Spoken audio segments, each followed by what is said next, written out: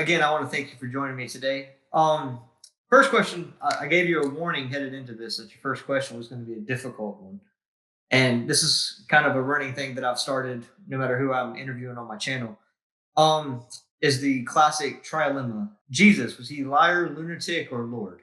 I have a chapter on that covers that in my book, Let's Get Biblical. So that's a question that C.S. Lewis poses. And what he's doing is he's just ignoring the fourth option, and that is that the information that we have about Jesus from the first century, from the Christian century, is just complete nonsense. It has no bearing on reality.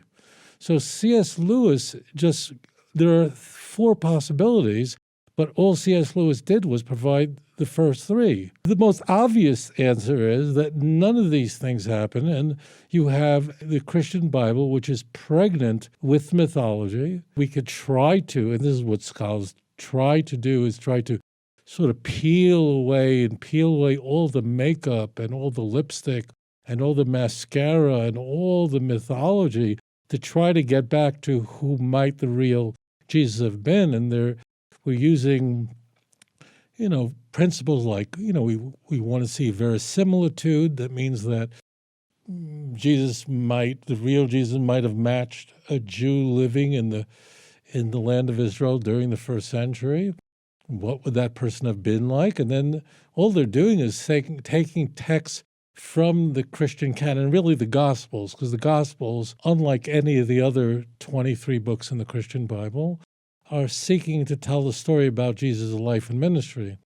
So, you would look at the Gospels and say, well, is any of this plausible? And that's all that's happening here. So D is the correct answer. We have a dearth of information about Jesus. We have zero besides the Christian Bible from the first century. We have no information from a non-Christian from the first century.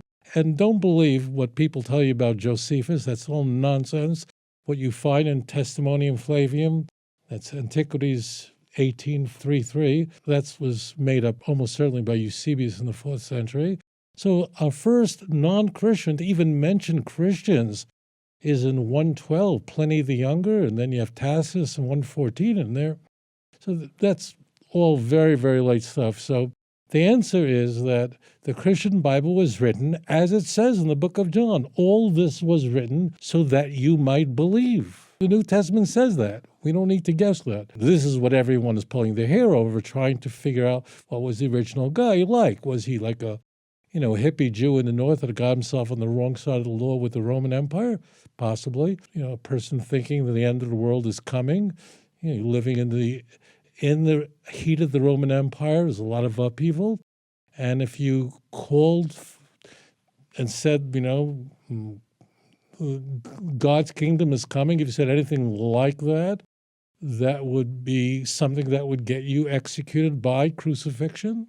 So what you're doing is reverse engineering it, but you're relying completely on Christian texts and trying to figure out what of those texts might be authentic.